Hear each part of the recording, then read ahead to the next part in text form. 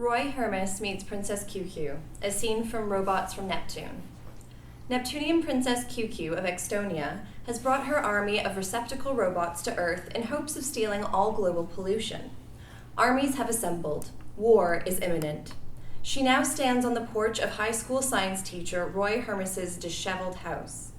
Roy opened a homemade portal by mistake, inviting the entire invasion. It's been a rough day.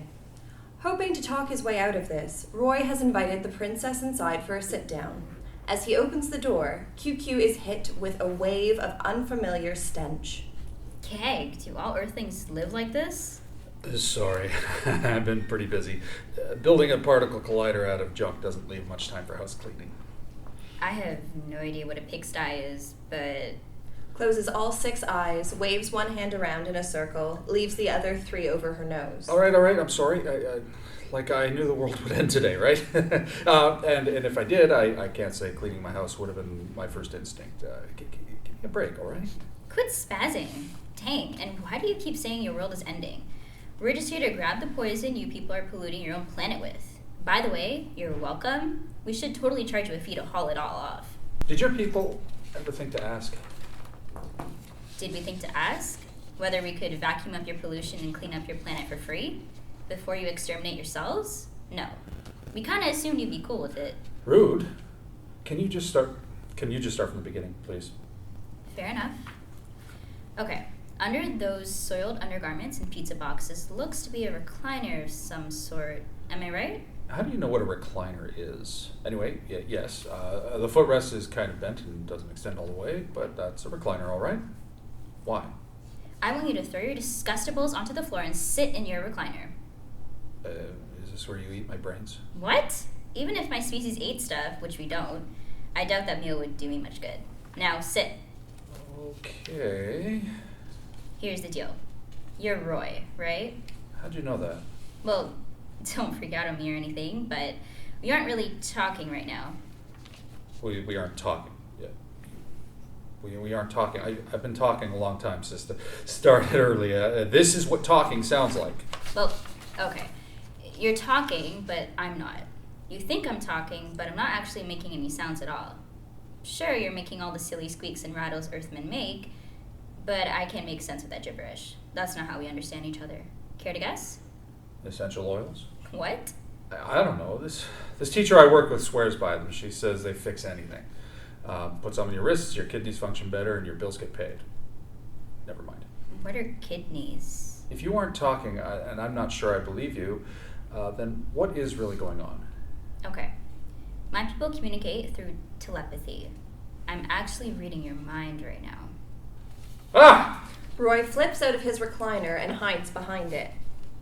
Oh, get real. If I wanted to hurt you, hiding behind furniture wouldn't save you. Come on. Get back into your recliner, please. But why? Because I need you to relax.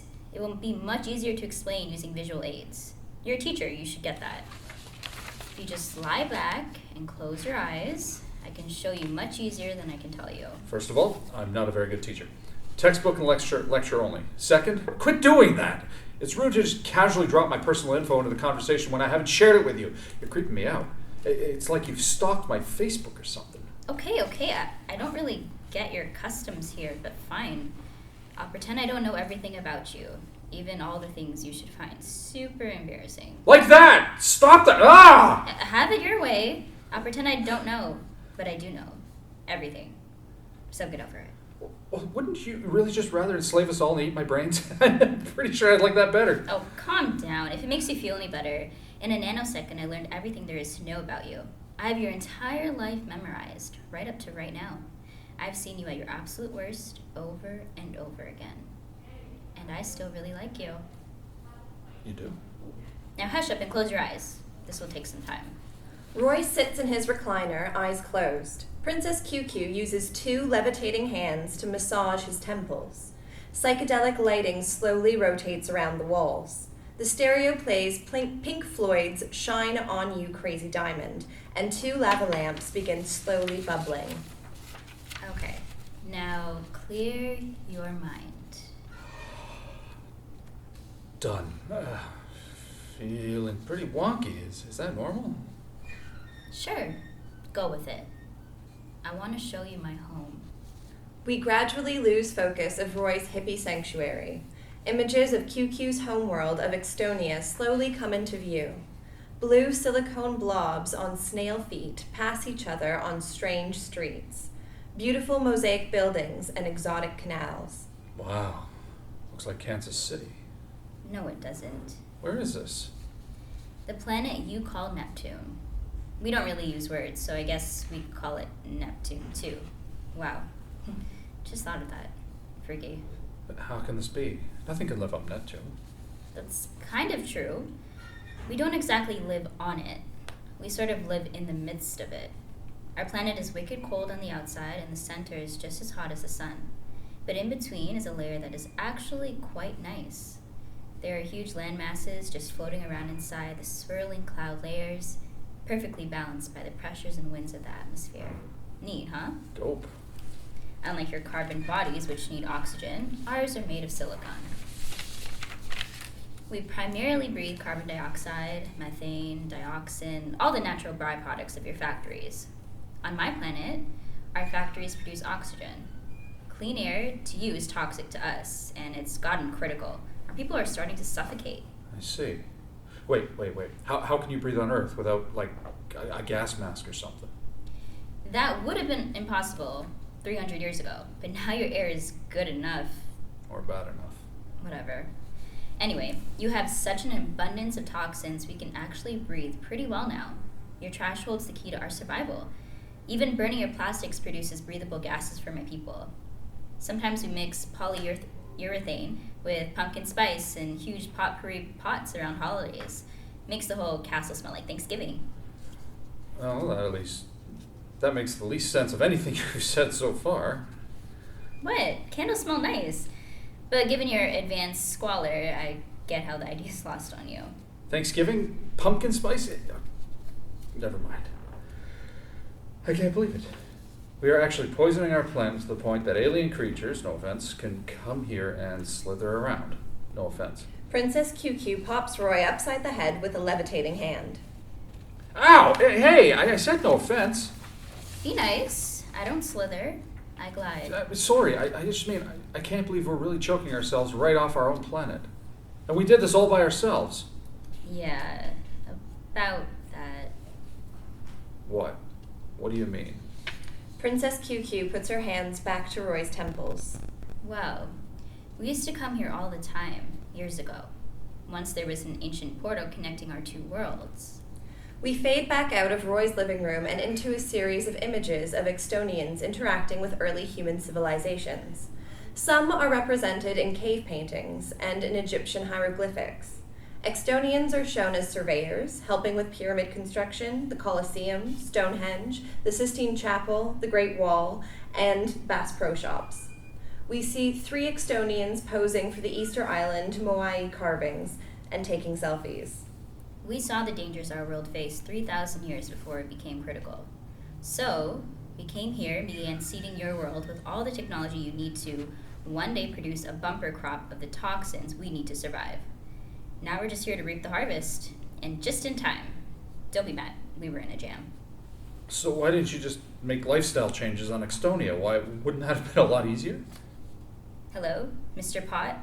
Call holding for Mr. Kettle. Right. Go on. Anyway, everything was right on schedule until the portal collapsed like 1,000 years ago or whatever. We never would have made it back here without your help, Roy. Wonderful. How did your old portal collapse? Who knows?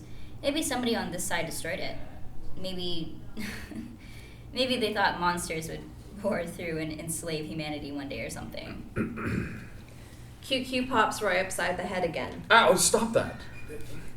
Just keeping it real, sister. Look, you're beautiful, you're obviously kind, I see what you were trying to do and I get it.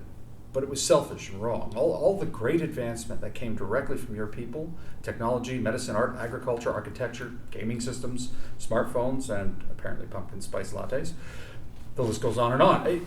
They all came with a heavy price. The total destruction of our entire ecosystem. Who does that? And let's be completely fair here. You never cared for helping us. You just use us to fix your mess. You could have You could have made hard choices on Neptune, where all the sacrifices would have been your own. But no. Where's the fun in that? No, instead you come here, tricked us into defecating in our own gumbo. You knew better. We didn't. It was an extremely irresponsible act by you Extonians. So you really can't take offense if some of us don't appreciate your people's interference that, oh, by the way, was designed to destroy our world on purpose. Some of my peeps might think that's a pretty sore move. And it's a fair opinion, frankly. I'm sorry, but it is. Silence. You think I'm beautiful? Yes. Yes, I do. Cue romantic music. Since you know my thoughts already, what's the point? Truth is, I've been mesmerized by your beauty from the moment I saw you gliding along on your chariot, drawn behind your majestic conjoined alien war steeds. Adorable, aren't they? Caputic and Caputic. Daddy gave them to me. Your skin, it's like Play-Doh mixed with Tahitian seas. Your eyes are like 6 agate and lapis bouncy balls. They're really good ones. I think you're smoking hot, actually. I've always had a thing for alien chicks. I guess I never knew that before today. Oh, Hermy, your mustache. Okay, that's it. I have to be your father. Slow down, bro. We're just talking. No, we're not. I gotcha. No, I mean, I know how to end this whole mess and save both our worlds, but I have to see your king. My daddy? King YY himself? Like, on Neptune, you mean? You want to meet my daddy in the royal palace in Estonia? Sure. What could happen? You're right. I totally should just have eaten your brains. Okay, Hermy, let's do this. Scene ends with Roy Hermus and Princess QQ heading outside to presumably enter the portal connecting Earth to Neptune.